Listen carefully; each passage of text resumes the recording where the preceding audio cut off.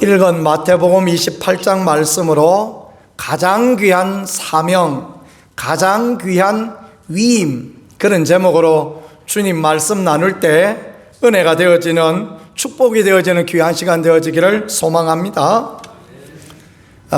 이런 말씀 읽으면 신앙생활 오래 한 분들은 벌써 다 아시죠? 오늘 뭔 이야기 하고 싶은지 마음에 부담이 확 되어지면서 벌써 막 귀가 막 다치려는 그런 느낌이 저한테도 지금 옵니다. 목사도 이런 말씀을 받아서 주님이 이번 주에 무슨 말씀 나눌까요? 하고 기도하는데 그 있잖아, 너희는 가서 모든 족속으로 제자를 삼으라, 그런 말씀 받으면요, 아이고 부담스럽다, 그렇게 생각할 그런 여지가 많이 있는 그런 부분입니다. 가장 귀한 사명, 가장 귀한 사명이면서 주님의 위임입니다. 그러니까 침례교회는 그런 거 하지 않는데 장로교회는 담임 목사 위임식 같은 거 이런 거 하죠. 그러니까 그 교회에서 그 교회가 위임한 목사, 쫓아낼 수 없는 목사, 그런 거를 합니다. 침례교회는 그런 거 잘 안 하지만 그런 거 하더라고요. 위임식, 위임했다, 위임한다라는 것은 맡기는 거 아닙니까? 지방회에도 가면 위임하자, 그런 이야기를 잘 합니다. 임원들에게 위임합시다. 그러면 임원회에다 맡겨서 임원들이 알아서 처리하는 것입니다. 예수님께서 전도의 귀한 일, 가장 귀한 사명, 가장 귀한 위임을 그의 제자들에게 하고 있는 그런 모습이에요. 모든 족속으로 제자 삼고 아버지와 아들과 성령의 이름으로 침례하주고 분부한 모든 것을 가르쳐 지키게 하라. 참 전도하고 복음 전하는 거 해야 될 일 맞죠? 아멘이죠, 그죠? 마땅히 해야 될 일입니다. 그런데 쉽지 않고 만만치 않은 거, 이게 전도 아닐까라고 생각해 봅니다. 전도는 마치 무엇과 같으냐? 운동과 같다, 이렇게 한번 생각해 보았습니다. 운동해야 되죠. 연세가 드실수록 다 운동하셔야 됩니다. 우리 집사님이 어제 박교수 장로님하고 이경래 권사님 우리 집 있는 그쪽으로 운동 가시더라 이야기하는데, 운동하는 거는요 꼭 필요합니다. 그래서 식후에 운동하고 저 같은 이제 가족력이 있는 만성 당뇨 환자 이런 사람은 꼭 운동을 해야 살 수 있습니다. 그렇지 않으면 고혈당에 치솟아서 어렵고 그럴 수 있죠. 저는 생각해 보니까요 28살부터 당뇨가 있었던 것 같아요. 엄청나죠, 그죠? 큰아이 낳고 난 뒤에 그때부터 목이 마르고 그랬으니까 우리 큰아이가 31살이거든요. 그러니까 30년 전부터 당뇨가 있었던 것입니다. 그래서 저는 농사도 하고 그렇게 합니다. 움직이거든요. 사람이 움직여야 되거든요. 움직여야 이제 살 수 있는 거거든요. 그런데 이제 나가서 운동하는 게 그게 얼마나 그렇게 하기 싫은지. 운동 좋아하는 사람이 있더라고요. 밥만 먹거나 2시간씩 운동하고 이런 사람이 있는데 저는 그게 그래 하기 싫어요. 집에 이제 실내 자전거가 있거든요. 겨울에 추우니까 실내 자전거 주님이 주셨어요. 오늘 새벽 예배 오는데 동네 재활용품 버리는 데 보니까 실내 자전거가 하나 거기 있는 거예요. 할렐루야. 딱 쳐다봤더니 멀쩡하게 새 거예요. 제가 한번 돌려봤거든요. 따라락 올리면 이렇게 부하가 걸리잖아요. 돌려보니까 잘 돌아가요. 여보, 가져갑시다. 주님이 또 이렇게까지 이런 것도 주시나. 그래가지고 이제 가져와서 교회 뒤에 놔뒀다가 집에 싣고 가서 갖다 놨는데 닦아놓으니까 멀쩡하고 좋습니다. 왜 버렸을까요? 그 사람도 저만치나 운동하기가 싫었던 거예요. 올라가서 이제 밥 먹고 난 뒤에 한 15분, 20분 이제 앉아서 운동을 하는데 얼마나 그게 지겹고 얼마나 그게 하기 싫은지. 그래가지고 텔레비전 앞에 놓고 나는 자연인이다 꼭 틀어놓고 자연인 봐가면서 한 15분 20분 하는데요, 그것도 그냥 시계를 그냥 몇 번이나 그렇게 쳐다보면서 그렇게 합니다. 그 운동이라는 게 그렇게 하기 싫던 것처럼 전도라는 것도 그런 거 아닙니까? 마땅해야 될 줄 알지 않습니까? 우리가 마땅해야 되는 줄 알고 이게 주님의 위임이고 주님의 지상 명령이다라는 건 너무 잘 아는데 이게 참 잘 안 되어지는 거, 이게 전도 아닐까라고 생각이 되어집니다. 전도는 또 무엇과 같을까 생각을 해봤더니 전도는 마치 치과에 가는 거하고 똑같다, 이런 생각을 해보았습니다. 치과에 가보셨습니까? 그래서 제가 치아가 시원찮아가지고 치과에 이렇게 이제 가게 되어지는데, 지난주에도 치과 가서 이야기 했던 것 같은데, 치과에 가면요 얼마나 무서운지 아십니까? 세상에, 제가 을지병원에 수술 들어가서 이 손가락 수술 갔을 때도 그래 무섭지 않았습니다. 그냥 평안했습니다. 그냥 이거 마취 주사 놓고 좀 있으면 깨나가지고 와보면 멀쩡히 수술해 놓고 그런 거 아니겠습니까? 그죠? 아이고, 치과에 나가서 옆에서 윙 하고 가는 소리가 들리면 오금이 저리기 시작합니다. 그때부터 마음이 부담스럽고, 여보세요 그러면 죽으라고 그냥 하고 싶지 않고, 그렇지 않습니까? 근데 그 주사는 또 얼마나 또 그 시기 합니까? 주사 가서 이 몸에다가 팍 찔러가지고 그것도 한참 또 집어넣죠. 쭉 얼마나 짜놨나 한참 집어넣어가지고 좀 있으면 그냥 이 몸이 먹먹해져가지고 있는데, 최근에 이제 제가 위뒷발을 하나 갈아내고 덮어 씌우려고 있었거든요.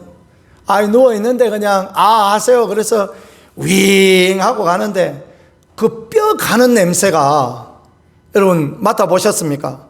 얼마나 지독한지. 뼈 타는 냄새가 지독하게 나고, 그러다가 그 뼈가루가 목에 넘어가는 것 같고, 하여튼 치과만큼 무서운 게 있을까, 두려운 게 있을까. 그런데요, 전도하러 나가보면 그래요. 목사도 그래요. 전도하러 나가보면 내가 매일 기쁘게 순례길 행하며, 그렇게 교회 문을 나갔다가도 사람만 만나면 마음이 두렵고, 이거 기껏 해봐야 예수 믿으십시오 하고 물티슈 하나 건네주고 감빵 한 봉지 건네주고 오는데도 그게 참 그렇게 쉽지 않거든. 돌아서면 미친놈 새끼 하고 욕하는 것 같이 생각이 되어지고, 그런 거 아니겠습니까? 그죠? 그런데 어떻습니까? 운동도 꼭 해야 되고 치과도 꼭 가야 되는 거 아닙니까? 이제 나이 들면 이빨도 상하고 또 운동도 해야 되고, 그런 것처럼 꼭 해야 될 일이 아닌가라고 그렇게 생각되어집니다. 그래서 그런 눈으로 이 말씀을 보니까요, 사실은 부담으로 말씀을 보았는데 말씀을 보니까 이게 하나님의 축복이구나, 그게 보여지더라고요. 오늘 이 말씀을 통하여서 제가 전해드리는 말씀을 통하여서 우리 모두가 전도가 축복이요 하나님의 은혜다라는 걸 깨닫고 또 그런 삶을 살아가는 우리가 되어질 수 있기를 간절히 소망합니다. 첫 번째 생각해 볼 것은, 전도는 부족한 사람에게 주시는 주님의 은혜다라는 것입니다. 같이 한번 따라해 보겠습니다. 부족한 사람에게 주시는 주님의 은혜입니다. 아멘. 전도가요, 부족한 사람에게 주시는 주님의 은혜예요. 오늘 몇 절부터 읽었습니까? 16절부터 읽었잖아요.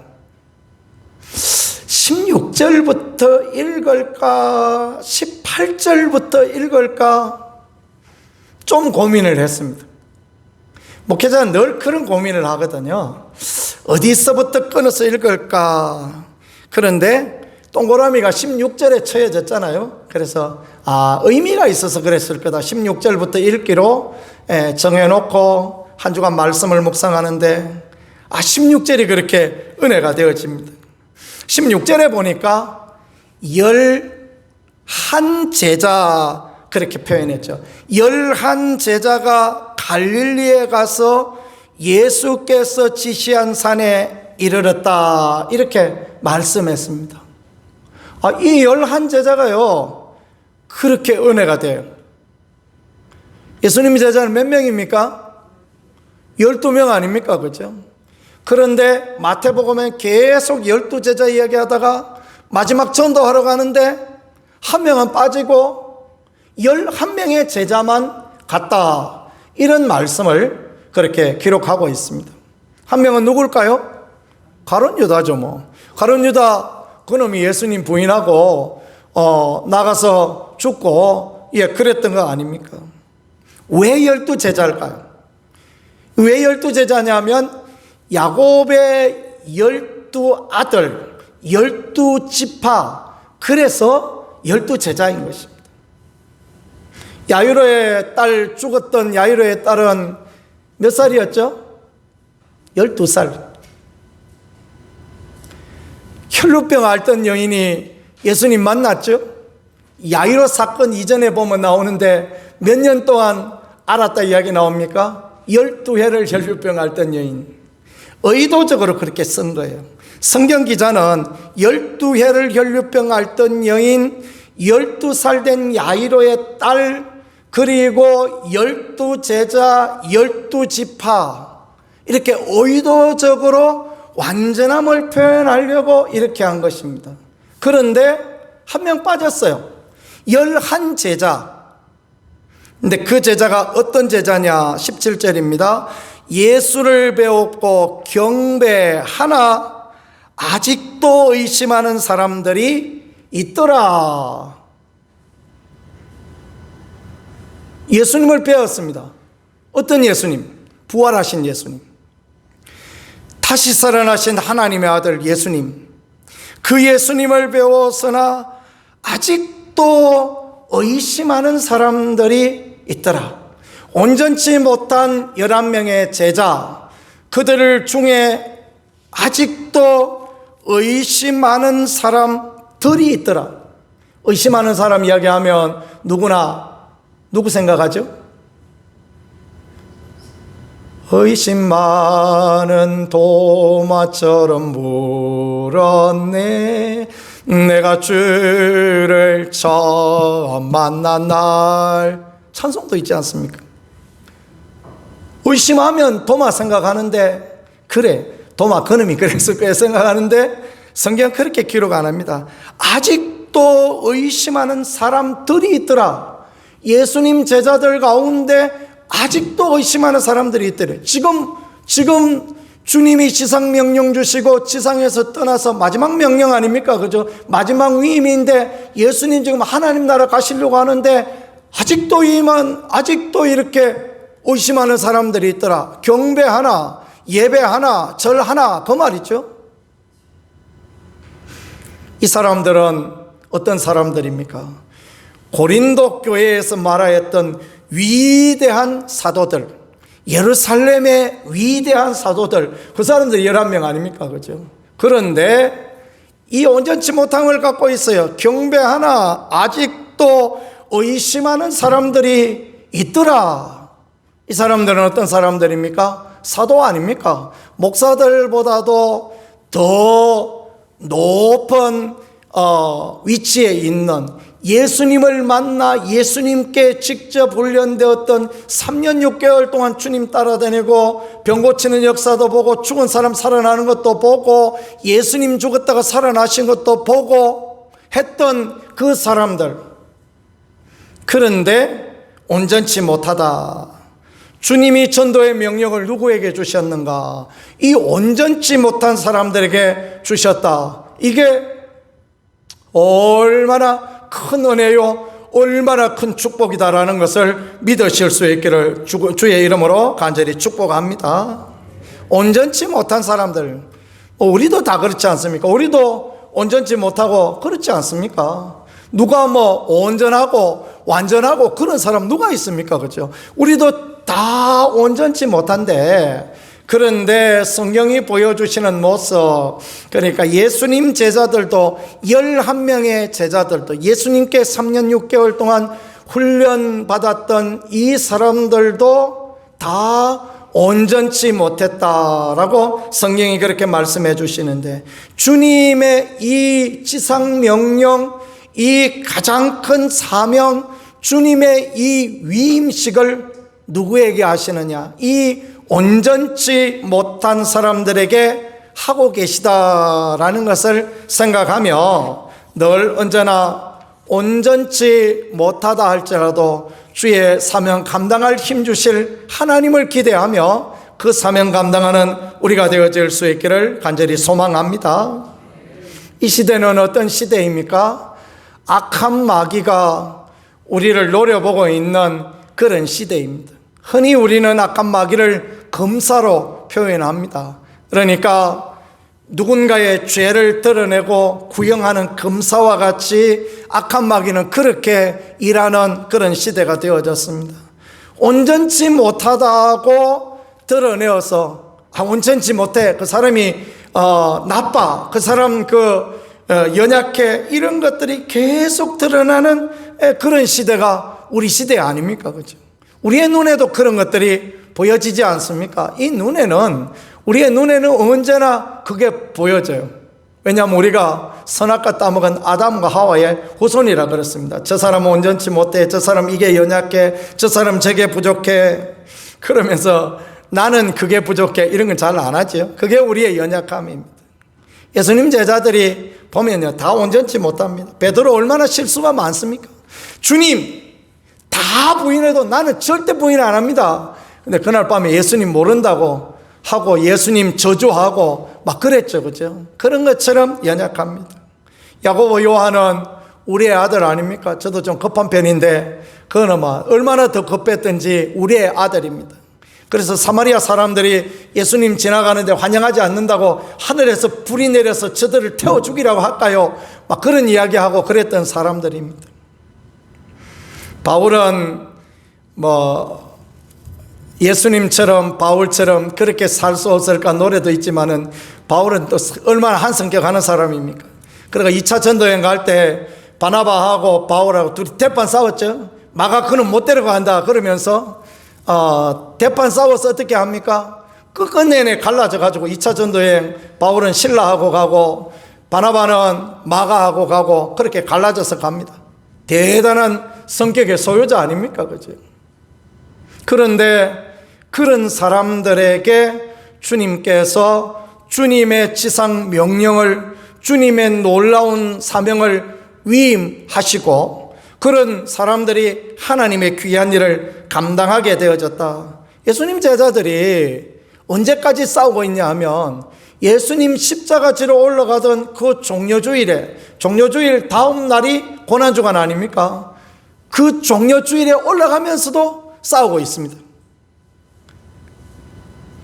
안드레와 요한이 엄마를 데리고 왔습니다. 안드레와 요한은 예수님의 친척이었다고 합니다. 그래가지고 엄마가 딱 하는 이야기, 예수님께 와서 예수님, 우리 아이들을 주의 나라에 하나는 우편에 하나는 좌편에 앉게 해주세요. 이미 제자들이 그 소리 들으니까 부해가 막 치밀입니다. 그러면 우리는 뭐냐? 그러면 우편에 좌편에 니네 뭐 좋은 거 다 해버리고 우리는 뭐냐? 그래가지고 막 성질이 잔뜩 나가지고 다투고, 언제까지요? 예수님 죽으러 가는 그날까지 그렇게 다투고 있었습니다. 그런데 주님은 누구한테 지상 명령을 위임하셨습니까? 그 제자들에게 지상 명령을 위임하셨다라는 거. 왜냐하면 그들로는 할 수 없지만, 그 연약함 그대로는 할 수 없지만 위로부터의 능력, 하나님의 성령의 은혜를 입으면 누구라도 할 수 있는 일이 전도며 하나님의 사명이기 때문에 이렇게 말씀하신 줄 믿으실 수 있기를 축복합니다. 우리도 그렇습니다. 우리도 다 연약하고 다 약합니다. 연약하고 약하지 않은 사람이 누가 있습니까? 오늘 아침에 5시쯤 일어나서 또 설교 준비한 것도 한번 들여다보고 또 잠깐 기도도 하고 그렇게 있다가 보니까 시간이 6시 반이 됐는데 배가 꼬르륵 소리가 납니다. 아내한테 여보 밥 좀 먹게 해주세요. 그렇게 이야기했더니 그냥 눈을 그냥 몇 번 비비고 일어나서 뭘 끓여가지고 이렇게 먹을 수 있게 그렇게 해줬어요. 먹으면서 생각해 보니까 얼마나 고마운지 모르겠어요. 나한테 밥 좀 준비해달라 그러면 얼마나 짜증났을까 그 생각이 막 이렇게 납니다. 제가 당뇨 환자라 요새 이제 살 길을 좀 알게 되어졌거든. 이 살 길이 뭐냐 하면 이 야채를 한 그릇 그냥 샐러드에서 먼저 먹는 거예요. 야채를 한 그릇 뭐 양배추도 좋고 뭐 양상추도 좋고 뭐 쑥과 시금치 하여튼 야채를 한 접시 그냥 그 샐러드로 드레싱해서 이렇게 버무려서 먹는 거예요. 그걸 먹고 났더니 그러고 난 뒤에 이제 먹었더니 배가 부르잖아요. 배가 부르니까 밥을 좀 작게 먹어요. 그리고 안에 이제 뭔가 그치는 것들이 있으니까 이게 소화가 빨리 안 되어지고 그러니까 훨씬 당이 덜 오르고 요새 살만합니다. 그 아침에 이제 그 풀떼기, 우리 집엔 풀떼기라고 표현하는데 풀떼기를 좀 먹어야 또 뭘 먹을 거 아닙니까? 그죠? 여보, 그래서 풀떼기 좀 먹게 해주세요. 그랬더니 벌떡 일어나가지고 그 새벽에 풀떼기를 준비해서 주는데 풀떼기를 먹으면서 생각해 보니까 얼마나 그렇게 고마운지. 그래서 고맙다고 말을 했어요. 이전에는 고마운 줄 모르고 나랑 살아주는 게 얼마나 고마운 줄 모르고 무시하기도 하고 외면하기도 하고 그랬는데 얼마나 잘못했다라는 것들이 그렇게 생각이 되어집니다. 우리도 마찬가지로, 우리 다 마찬가지로 어떤 사람에 대하여서 그런 생각을 가지고 있다 할지라도 그래도 주님이 우리에게 지상 명령을 주신 이 제자들, 온전치 못한 사람에게 주신 것처럼 우리 모두에게 지상 명령을 주시고 우리 모두에게 그런 은혜를 주시니 온전치 못함을 탓하지 아니하고 주님 바라보고 주님 의지하고 믿음의 삶을 살아가는 우리가 되어질 수 있기를 간절히 소망합니다. 이게 참으로 너무너무 중요하고 귀한 은혜의 부분입니다. 전도가 뭐냐? 전도가 하나님이 우리에게 주시는, 온전치 못한 우리에게 주시는 하나님의 기회이고 하나님의 특권이다라는 것을 우리에게 그렇게 보여주시니요, 그게 얼마나 그렇게 감사하고 그런지 모르겠습니다. 두 번째 생각해 볼 것은요, 전도 그러면 주님께서 왜 그러면 우리에게 전도하라라고 말씀하시나라는 거 18절에 보니까요 이렇게 말씀하십니다. 같이 읽어보겠습니다. 예수께서 나와 말씀하여 이르시되 하늘과 땅의 모든 권세를 내게 주셨으니, 그렇게 말씀했어요. 하늘과 땅의 모든 권세, 하늘의 권세는 예수님께 원래 있었습니다. 예수님은 하나님의 아들이니까 하늘의 권세를 갖고 계셨죠. 땅의 권세는 누가 가지고 있었죠? 마귀가 갖고 있었어요.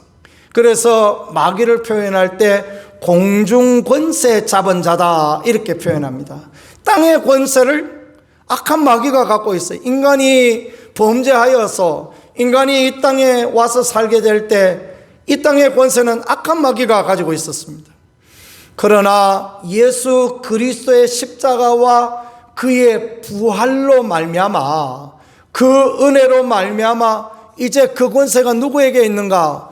예수님께 하늘과 땅의 모든 권세가 임하여졌습니다. 예수님은 지상 명령, 전도의 명령을 할 때 그 말씀하시는 거예요. 하늘과 땅의 모든 권세를 예수님께 주셨다. 왜 이 말씀하실까요? 이 권세 우리에게도 주시겠다. 이 권세 우리도 누리게 하시기 원하신다. 그러니까 우리가 전도하러 갈 때 하늘과 땅의 모든 권세 가지고 갈 수 있도록 도우시겠다. 그 약속의 말씀을 주고 계심을 믿으실 수 있기를 축복합니다. 예수님이 이봐, 나 이거 하늘과 땅의 모든 권세 가졌어. 그러려고 하늘과 땅의 권세를 말씀하신 게 아니에요. 그렇게 하셨으면 주님 나쁘시지. 근데 그게 아니란 말이에요. 그게 아니고 뭐냐 하면 성경의 예를 보면 70인의 제자를 예수님께서 둘씩 묶어서 35팀을 파송하셨어요. 전도하려고. 그러니까 그 70인의 제자들 갈 때 뭘 주시느냐? 성경을 자세히 읽어보면요, 병을 고치는 예수의 능력을 주시더라, 그런 말씀이 나와요. 예수님께서 그들에게 뭘 주시느냐? 병을 고치는 능력을 주시고, 귀신을 내쫓는 권세를 주시고, 악한 마귀가 떠나가는 권세를 그들에게 주셨다라는 걸 가르쳐 주시고, 70인이 돌아와서 주님께 했던 이야기가 뭡니까? 주님 가서 전도했더니 귀신이 떠나가고 병자가 낫고 악한 마귀가 막 떠나가고 그렇습니다. 그러니까 주님이 너희 이름이 하늘에 기록된 것을 내라 기뻐하라 말씀하셨는데, 그 말씀을 통하여 보여주는 건 뭐냐? 전도자들에게 주님이 능력 주시고 전도자에게 주님이 권세와 은혜를 더하여 주신다라는 거, 그걸 말씀해 주시는 것입니다. 우리는 이 땅에 온전치도 않고, 우리는 이 땅에 권세도 없고 능력도 없어요. 우리는 치과병원 가는 것처럼 전도하러 갈 때 벌벌 떨고 그렇게 갑니다. 그러나 예수 그리스도 이름으로 가면, 그래서 너희는 가서 말씀하잖아요. 예수 그리스도 이름으로 가면 하나님이 능력 주시고 하나님이 도우신다. 예수님께서 가라 말씀하기 전에 말씀하신 게 뭐냐? 하늘과 땅의 모든 권세를 내게 주셨다. 그 권세 너희들한테 줄 테니까 그 권세 가지고 와서 예수 그리스도의 이름으로, 아버지와 아들과 성령의 이름으로 침례도 주고 그렇게 복음 전하라 라는 거 가르쳐 주고 있는 것입니다. 주님의 심정은 무엇이겠습니까? 전도를 통하여서, 지상 명령을 통하여서 하늘과 땅의 권세를 다 누리고 사는 우리가 되게 하시려고 이와 같이 하셨다 믿으실 수 있기를 축복합니다. 그러니까 운동하러 가서 두려워하는 것처럼, 치과에 가서 가기 싫어하는 것처럼 그런 마음으로 가지 말고 그냥 기쁜 마음으로, 즐거운 마음으로, 마땅히 해야 될 일이다라는 마음으로 그 권세 주시는 주님을 믿고 나가면 주님이 능력 가운데, 은혜 가운데 역사하여 주신다라는 거 믿고 나가는 우리가 되어질 수 있기를 간절히 소망합니다. 드와이더 무디 목사님은 초등학교밖에 못 나오셨다고 해요. 그러니까 이분은 배움이 많지 않던 그런 분이셨습니다. 그리고 이분은 지혜도 많지 않았습니다. 초등학교밖에 못 나왔다고 해서 말이 앞뒤가 잘 안 맞고 그런 분들은 사실 잘 없거든요. 이분은 그랬다는 겁니다. 말주변도 없고, 그래서 조사가 안 맞는, 얻는 이가가 안 맞아요. 그러니까 주님이 능력 주십니다. 그러나 전도해야 됩니다. 막 이런 이야기 하는 거예요. 주님 능력 주십니다. 그렇기에 우리는 전도해야 됩니다. 주님이 도우십니다. 그러니까 가도 됩니다. 이래야 되는데, 주님이 도우십니다. 그렇지만 우리는 이래야 됩니다. 이런 이야기를 하고 그랬다는 거예요. 어떤 교수님이 와서 오늘 목사님의 설교에는 35번 조사가 맞지 않습니다 물어봤더니, 무디 목사님은 그런 이야기를 했다고 하는데, 맞습니다. 나는 그렇습니다. 그래도 내 설교를 듣고 하나님께서 사람을 변화시켜서 수천 명을 하나님께 돌아오게 하십니다. 그렇게 말했더니 그분이 아무 말도 못하고 돌아갔다, 그런 이야기가 있습니다. 그렇습니다. 사람은 이렇게 연약하고 약하지만 하나님은 하늘과 땅에 모든 권세 주셔서 주의 일을 감당하게 하려고 이와 같이 우리를 부르시고 우리에게 은혜 주시고 감당케 하시는 하나님이다라는 걸 믿고 나가는 것, 그게 참으로 하나님 앞에 귀하고 하나님 앞에 복됨을 믿고 그렇게 나가는 우리들 되어질 수 있기를 간절히 소망합니다. 우리 그 신학대학의 교수님들은 참 다 똑똑합니다.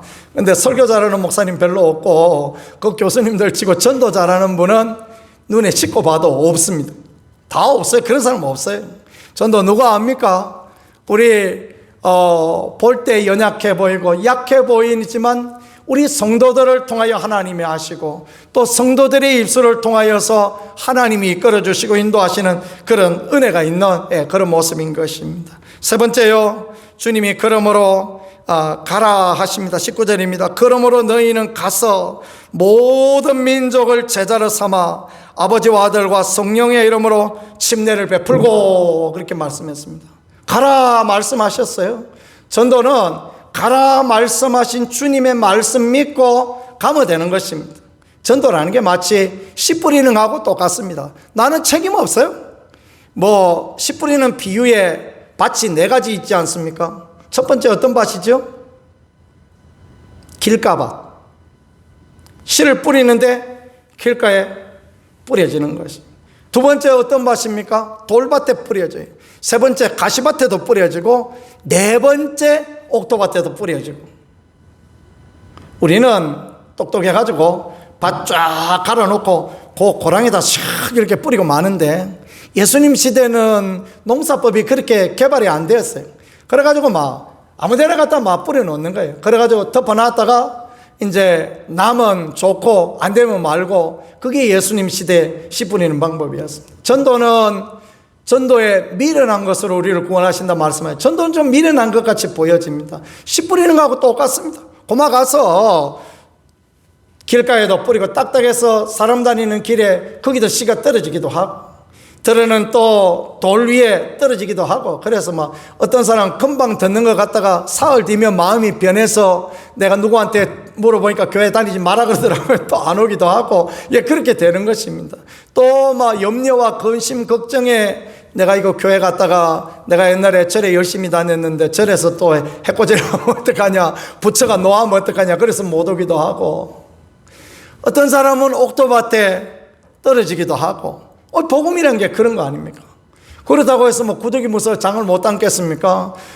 전도라는 것은 가서 아버지와 아들과 성령의 이름으로 그저 가서 씨를 뿌리듯이 뿌리는 거. 우리 책임 없어요. 책임은 주님께 있고, 일하시는 것은 주님이 하시는 것입니다. 오늘은 무디 목사님 이야기를 자주 하는데, 도와이드 무디는 일평생 그런 마음의 결단을 가지고 살았대요. 내가 꼭 하루에 한 번은 전도해야 할 거다. 하루에 한 사람에게 꼭 전도하겠다. 그런 마음을 가지고 있었다고 합니다. 어느 날 너무너무 바쁜 하루를 지나고 난 뒤에, 아이고, 자다가 생각해 보니까 오늘 전도를 못했네. 그래가지고 이제 그 밤에 옷 젖어 입고 이제 길거리 나왔어요. 우리나라는 살기 좋은 나라라 밤에도 사람이 많이 돌아다니는데, 세상에 그 동네는 사람이라고 안 돌아다니는데 어쩌다 사람 하나를 만났습니다. 술이 만취가 되어서 그냥 갈지자를 걷고 있는 사람을 만났습니다. 그래서 예수님 아시오, 예수님 믿으시오, 예수! 그러면서 얼굴을 보니까 무슨 사흘 굶은 호랭이상을 하고 있는 그런 모습입니다. 이거 내 봉배다 했다. 얼른 도망을 갔습니다. 그런데요, 며칠 뒤에, 얼마 뒤에 놀라운 일이 벌어졌는데, 무디 목사님 집에 누군가 와서 노크를 했어요. 똑똑 계십니까? 하고 노크를 했어요. 그래 문 열고 보니까 어디서 보던 사람이에요? 어떤 사람이에요? 그날 술 취해 비틀거리는 사람. 왜 왔냐 물어봤더니 자기 마음에 그날 받았던 이야기가 계속 생각나요. 예수님 아십니까? 예수님 믿으시오, 예수님 믿으시오, 예수님 믿으시오. 자꾸 생각이 나더라는 거예요. 그래서 예수님 믿기로 했다고 왔다는 것입니다. 무디가 한 것입니까? 하나님이 하신 것이죠. 아멘이죠? 그렇습니다. 하나님이 하시는 겁니다. 우리가 관계 중심의 전도가 좋은 줄 왜 모릅니까? 그런데 그것도 쉽지 않고, 노방전도가 어려운 거 왜 모릅니까? 그것도 압니다. 그것도 어렵죠. 그러니까 어찌됐든 간에 하나님 하실 것을 믿고 씨 뿌리는 것처럼 나아가서 예수님 믿으시오, 천국 가시오, 그렇게 전하는 것입니다. 배가 불러서 나는 됐습니다. 그럼 할 수 없는 거죠. 그죠? 그 이야기 듣고 주님이 마음 주셔서, 주님이 은혜 주셔서, 목사님, 구정조항교회 목사님, 내가 그때 이야기 들었는데 어떻게 해서 예수님 믿을 수 있습니까? 그러면 할렐루야고, 그죠? 그러면 가르쳐 지키게 하고 그러면 되지 않겠습니까? 그래서 그런 사람들에게 성령의 이름으로 침례를 베풀라. 목사도 아닌데 무슨 침례를 베풀니까? 그 얘기 할 수 있겠는데요. 이 침례를 베풀라라는 게 뭐냐면 그 사람이 회개하고 주님께 돌아오게 하라, 그 말입니다. 침례는 그런 거 아닙니까? 내가 내 육신에 대해서, 죄에 대해서 죽고 예수님과 결혼하는 거, 그게 침례거든요. 그 일에 중매쟁이가 되는 거예요. 당신이 예수님 믿고 천국 가시오, 이전 생활을 버리고 주님을 영접하는 그런 사람이 되시오. 그렇게 중매쟁이가 되면 또 분부한 모든 것 가르쳐 지키게 하면 주님이 어떻게 하신다고요? 세상 끝날까지 너희와 항상 함께 있으리라. 정리해보죠. 이 참 좋습니다. 재밌습니다. 11제자, 아직도 의심하는 제자들에게 주님이 위 명령을 내렸습니다. 뭐부터 시작하느냐? 하늘과 땅의 권세 항상 너희한테 주겠다. 그리고 그 일을 행하면 세상 끝날까지 내가 너희와 항상 함께 하시겠다. 가서 뭐 하라고요? 가서 모든 민족 예수님의 제자 삼으라. 가서 모든 민족에게 씨 뿌려서 복음 전하고 그들이 주님 앞에 돌아올 수 있는 중매쟁이가 되고 그들에게 어떻게 예수님을 믿을지를 가르쳐 지키고 하고, 그럼 어떻게 하시겠다고요? 주님이 일하시고 주님이 도와주시고 주님이 그렇게 역사하여 주시겠다. 목사님, 요새는 그래도 안 됩니다. 그래도 해보면 됩니다. 돌아가신 정주영 명예회장님은 그러셨다고 하지 않습니까? 회복이나 했어? 항상 그 얘기를 했다고 하지 않습니까? 회복이나 했어? 그래요. 주님은 한 사람이 천하보다 귀하다고 말씀하시는데 안 되면 어떻습니까? 그죠? 덜 되면 어떻습니까? 그만 가서 하는 것입니다.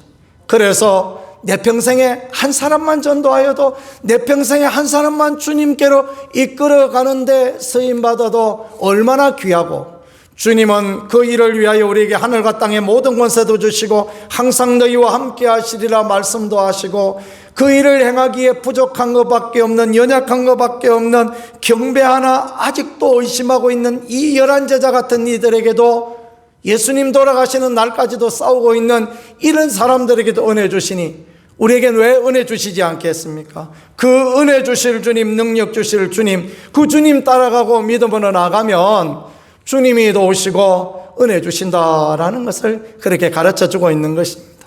그래서 때를 얻거나 못 얻거나 씨 뿌리는 마음으로 그렇게 전도하고 예수님 전하고, 그러므로 말미암아 주의 영광이 우리 가운데 드러나고 주의 은혜가 우리 가운데 드러나고 주님의 함께 하심과 주님의 도우심이, 주의 권세가 늘 있는 복된 인생, 아름다운 인생 살아가는 우리 모두가 되어질 수 있기를 우리 구세주 예수 그리스도 이름으로 간절히 축복합니다. 기도하겠습니다. 하나님 우리 아버지 감사합니다. 온전치 못한 우리를 불쌍히 여기시고 주의 귀한 복음의 일꾼으로 삼아주심을 감사드립니다. 우리가 연약하다 할지라도, 약하다 할지라도 십자가에 군병되어서 주를 위하여 달려나갈 수 있게 도와주시고, 우리에게 하늘과 땅의 권세를 주시는 주님, 항상 우리와 함께 하시는 주님, 그 주님만 의지하며 씨 뿌리게 하고 예수님을 믿는 중매쟁이 하고 그렇게 나가는 우리가 되고 하나님의 복을 다 받아 누리는 거룩한 믿음의 백성 되어질 수 있게 축복하여 주옵소서. 주님이 항상 도와주실 줄 믿습니다. 예수님 귀하신 이름으로 기도드렸습니다. 아멘.